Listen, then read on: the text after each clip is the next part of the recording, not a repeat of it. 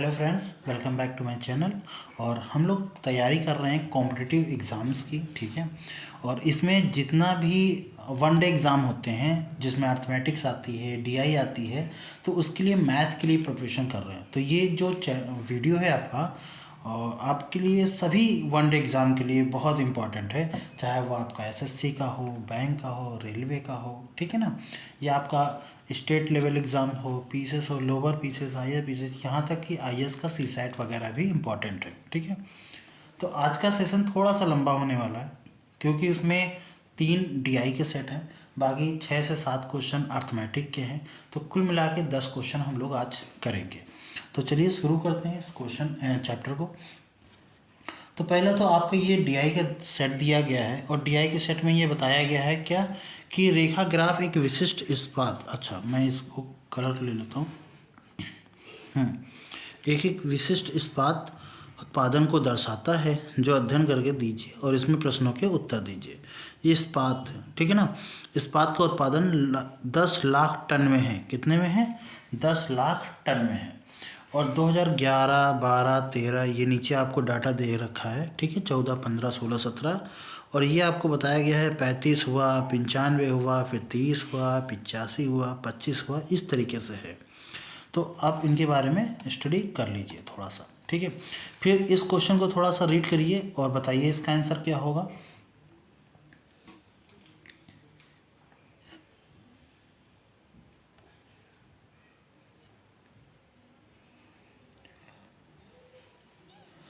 Okay, तो I hope so आप लोगों ने स्टडी कर ली होगी।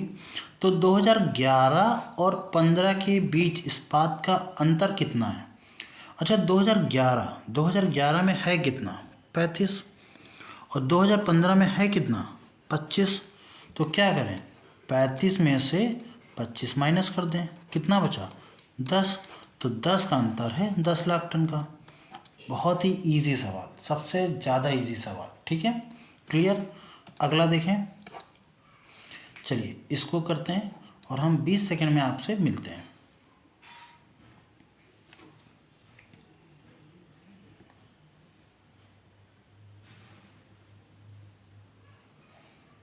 ओके, आई होप सो आप लोगों ने कर लिया होगा। अगर नहीं किया है तो वीडियो को पॉज करिए और फिर ट्राई करिए, फिर देखिए, ठीक है। कहा है 2015 की तुलना में 2015 की तुलना में क्या है, 2015 की तुलना में 2012 के इस्पात में कितना अधिक था? 2015 में था कितना? 25, ठीक। ये देखो दिख रहा है ना, ये 2015 वाला 25। और फिर कह रहा है 2012 वाला कितना है? 95, 95, ठीक, 95। इसकी तुलना में कितना अधिक था? तो ये इससे कितना अधिक है, घटा लो। 9 में से 2 जाएगा, 7 बचेगा, 75, ठीक। तो 75 जो है 75, वो 25 से 75 होगा ना भैया। 5 से 5 घट जाएगा तो 70 होगा। मैंने गलत कर दिया, ठीक है ना, 70 होगा। 70 जो है वो 25 से कितना % अधिक है? तो क्या करेंगे, इंटू 100 कर लेंगे। क्या आ जाएगा? 25 चौको 100 और 7 चौक 28, 280 आया। 280% आएगा ये। तो आपका ऑप्शन नंबर डी सही होगा। क्लियर? चलिए अगला करते हैं।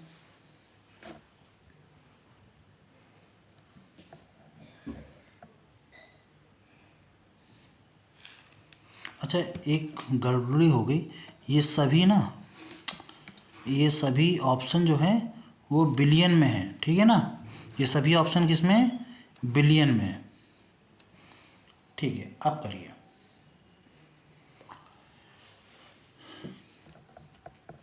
तो कह रहा है आपसे, चलिए हम करते हैं, ठीक है। अगर आप अभी भी कर रहे हैं पॉज करके कंटिन्यू करिए अपने आप को। यदि 1 टन इस्पात की लागत कितनी है?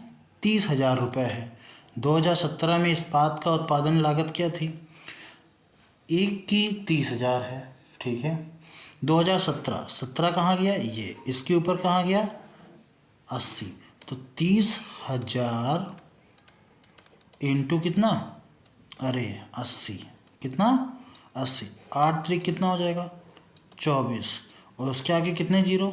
2 जीरो फिर 3 जीरो अलग से, तो ये कितना आ जाएगा, 2400 बिलियन में आ जाएगा आपका आंसर। वैसे भी 240 तो नहीं होगा, ठीक। और ये दोनों तो कभी नहीं हो सकते, तो ये दोनों में कन्फ्यूज़न हो सकती है, पर ये आपका किस में था, लाख टन में था। लाख टन को अगर हटा दो, ये 3 जीरो हटा देंगे तो क्या हो जाएगा, ये बिलियन में आ जाएगा, ठीक। तो हमारा आंसर ये है।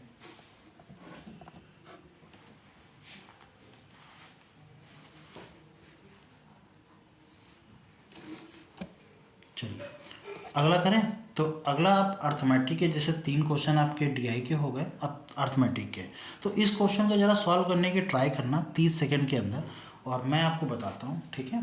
और अगर कोई दिक्कत होती है तो ठीक है, फिर तो करा ही जाएगा।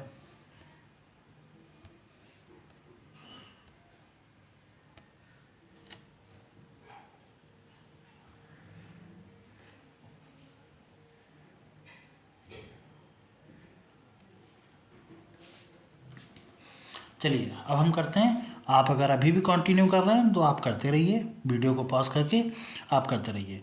कह रहा किसी राशि का 25 वर्ष के लिए साधारण ब्याज मूलधन का कितना है, इतना है। अगर मैंने मान लिया मूलधन कितना है, x है, साधारण ब्याज कितना होगा फिर मूलधन का इतना, यही तो है एसआई। और एसआई का फार्मूला क्या होता है, मूलधन गुणे दर, दर हमें पता नहीं है, गुणे समय, समय कितना है 25 साल, बटे कितना 100, यही तो होगा, हाँ या ना। तो आप x से एक x क्या कर लेंगे, काट लेंगे। अच्छा 25 चौको 100, और 4 का 5 से गुणा कर दोगे, भाग वाला किस में जाएगा, इनटू में जाएगा, 5 चौको 20 बटे 9, यही आएगा आर की वैल्यू परसेंटेज में। तो where is this, that's option number C, ठीक है। आई थिंक सो आ गया होगा, काफ़ी सरल था। अब अगला करते हैं। हाँ इसमें आपका हो सकता है थोड़ा सा मेहनत करना पड़े, थोड़ी सी, अगर आप कैलकुलेशन कर पाते हैं अच्छी खासी तो। आपको विक्रय क्रय मूल्य क्रय मूल्य दिया रखा है, तो कॉस्ट प्राइस कितनी है, सीपी दे रखी है, कितनी है 595 रुपये का खरीदा गया है। और सेलिंग प्राइस एसपी कितनी है, 684.25 पैसे का बेचा गया है। प्रॉफिट ही नज़र आ रहा है कितना, 684.25 में से क्या करो, 595 माइनस कर दो, तो 684,595 दशमलव, ये 0.84 था, नहीं 25 था ना, 25 था, ठीक है। अब 00, 25 का 25 आ गया, ठीक। ये करेंगे तो ये 9 आ जाएगा, 9 आएगा ना, और ये कितना आ जाएगा 8 आ जाएगा 89। इतने रुपए का प्रॉफिट हुआ। हमसे कह रहा है कि लाभ को प्रतिशत में कितना क्या है, ये पूछ रहा है। तो प्रॉफिट परसेंटेज की वैल्यू कितनी होती है, 89.25 अपॉन में क्या कॉस्ट प्राइस रखा जाता है, तो 595 इंटू कितना 100। भाई 100 का मल्टीपल करेंगे तो 8925 ही आ जाएगा, अपॉन 595। अब इसको सॉल्व करना है, कहा था ना थोड़ी सी कैलकुलेशन रहेगी इसमें, तो इसको सॉल्व करना है। अच्छा मैं होता तो क्या करता, देखो मैं ही तो हूँ और कोई थोड़ी ना है। तो यहाँ 5 आ रहा है, यहाँ 5 आ रहा है, एक काम करें 595, दिमाग लगाया, जब यहाँ 5 कब आ सकता है, या तो आप 3 का गुणा करें, अरे यार नहीं ऐसा नहीं, 3 का 7 का 5 का सब में आ सकता है। तो एक काम करो, ये छोड़ो, दिमाग लगाने की ज़रूरत नहीं है, 5 से डिवाइड करो सीधा सीधा, 5 का नाम 5, 19 पचे 95, 119 आया।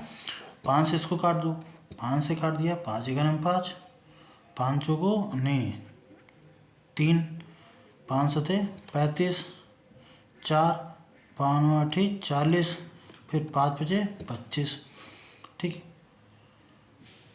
अब 119 आ रहा है, 119, 9 के पहाड़े में 5 कब आएगा, जब 5 से मल्टीपल होगा या 15 से मल्टीपल होगा।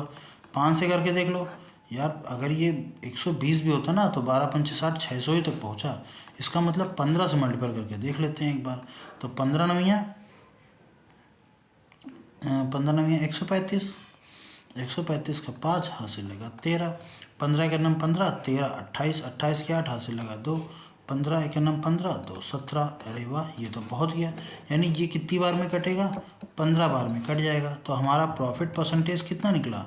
15% निकला। ठीक है, ये तो कैलकुलेशन है, फटाफट कर सकते हैं अपने आप। मैंने थोड़ी सी टाइम लगा दी क्योंकि सिखा रहा हूँ। ठीक है, बट आप फटाफट कर सकते हैं। 5 से डिवाइड किया, देखा 5 आ रहा है। देखो यहाँ 9 आ गया, यहाँ पर 5 अभी भी आ रहा है। इसका मतलब 9 के टेबल में 5 कब आएगा? या तो 9 पना 45 है तो 5 बार में, या 15 बार में, नहीं जाता तो फिर 25 बार में, फिर 35 45, ऐसे चेक करते हैं हम। ठीक है, 1 2 3 बार तो आ ही जाता, कोई दिक्कत नहीं थी। ठीक है, तो चलिए इस क्वेश्चन को आई थिंक सो समझ में आया होगा। अगर कोई चीज़ दिक्कत आती है किसी भी तरीके की तो आप कमेंट बॉक्स में एंट्री कर सकते हैं। चलिए इसको करते हैं। कह रहा है कि एक वस्तु का अंकित मूल्य, अच्छा, अंकित मूल्य का मतलब है मार्केट प्राइस। ठीक, वो कितना है? 4200 है। ठीक, दुकानदार ने उसे 25% और y% की 2 क्रमागत छूट दी है और उसने इतने रुपए का भुगतान करता है। ठीक है, तो अब सब कुछ समझ में आ गया है। सेलिंग प्राइस कितनी है? ये इसकी सेलिंग प्राइस। ठीक है, 4200, और इसमें क्या कहता है? 25% का पहले तो किया, तो 25 माइनस कर दो, 75/100, और फिर y% यानी 100 माइनस वाई अपॉन में कितना? 100। भाई इसमें भी 25% का भुगतान की, देखो छूट दी तो 25% का पैसा नहीं लिया, तो कितने परसेंट का पैसा लिया? 100 में से 25 माइनस किया। फिर उसने y% का भी पैसा नहीं लिया, तो y% भी 100 में से माइनस y करेंगे ना, इक्वल टू कितना आ जाएगा? 2898 है कि नहीं? 25 3 75, 25 चौको 100, और ये 2 जीरो से ये 2 जीरो कट जाएंगे। 4 से 2 से काट दिया, 2 दूनी 4, इससे काट दिया 21। ठीक, अब हमारे पास आ गया। मैं इसे से फिर से काट दूँ, 21 से एक बार काटूँ कि डायरेक्ट? चलो अच्छा, 3 से काटते हैं। 7 से काटें, 7 3 21, 7 से इसको काट देते हैं, 7 चौक 28। ठीक है, और 7 का नाम 7, 7 चौक 28।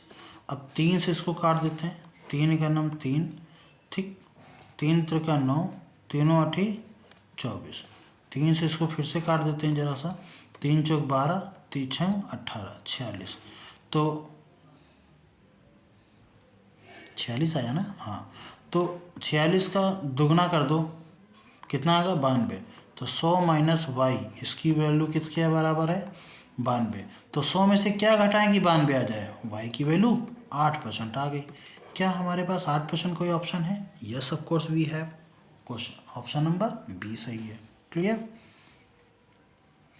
देखिए ये है कैलकुलेशन, इसको आपको खुद से करना है, और जितना फास्ट आप करेंगे, जितना जल्दी करेंगे, उतनी जल्दी आपका आंसर आएगा। ठीक है, अगला देखें। चलो इस क्वेश्चन को करना है, ज़रा सा सिंप्लीफिकेशन है, मैं बताता हूँ क्योंकि वीडियो की लेंथ काफ़ी लंबी हो जाएगी। अच्छा चलिए करिए, 10-15 सेकंड का समय देते हैं। ठीक है, करिए।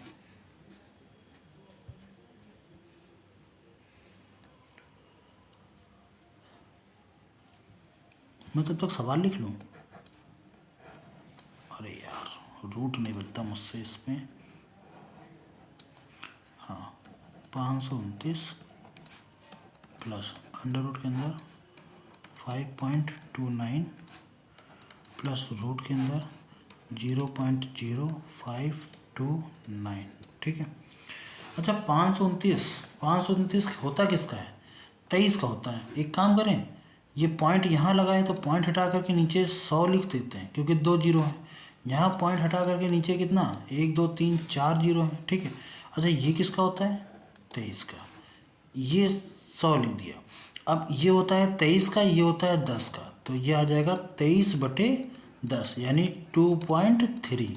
तो 2.3 इसको करेंगे तो ये आ जाएगा 23 और ये आ जाएगा 100, डिवाइड मारेंगे तो 0.23, तो इसको लिखेंगे 0.23, 0 और ये 0 0। ठीक है ना, तो ये 3 3 2 5 और 3 2 5 और ये आ जाएगा 2, यानी 25.53।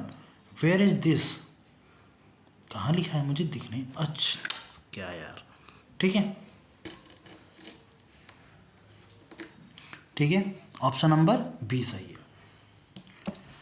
चलिए अगला करते हैं।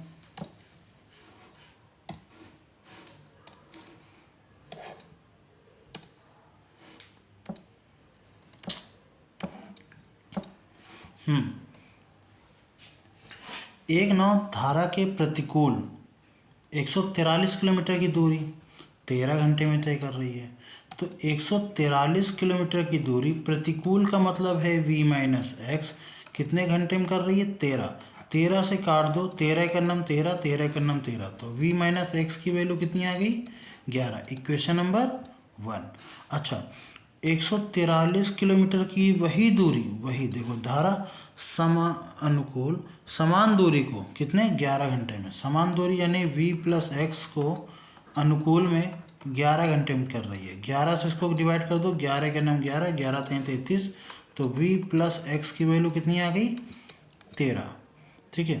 तो स्थिर जल में नाव की गति कितनी होगी, नाव की गति कह रहा है, क्या करें, अपवर्ड में ये है, डाउनवर्ड में ये है, और नाव की गति निकालना होता तो क्या करते हैं, दोनों का ऐड करके बटे 2, वैसे भी ऐड करोगे तो क्या x से x कट जाएगा, तो 2v इज इक्वल टू इन दोनों को ऐड करेंगे कितना आ जाएगा 24, तो v की वैल्यू कितनी आएगी 24 का आधा कर दीजिए 12।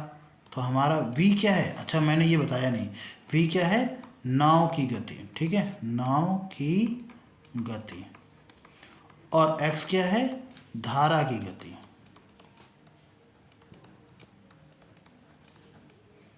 क्या है यार गति, ठीक है ना, नाव की गति और धारा की गति, तो ये कितना आ गया 12 किलोमीटर पर आवर, ठीक। तो हमारा ऑप्शन नंबर बी सही है। क्लियर है, ओके।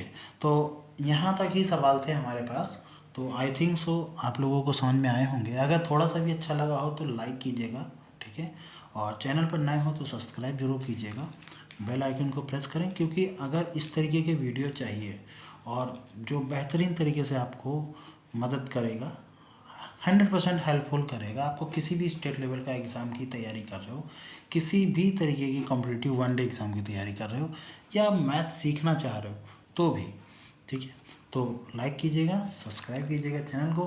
मिलते हैं नेक्स्ट वीडियो में, तब तक के लिए जय हिंद।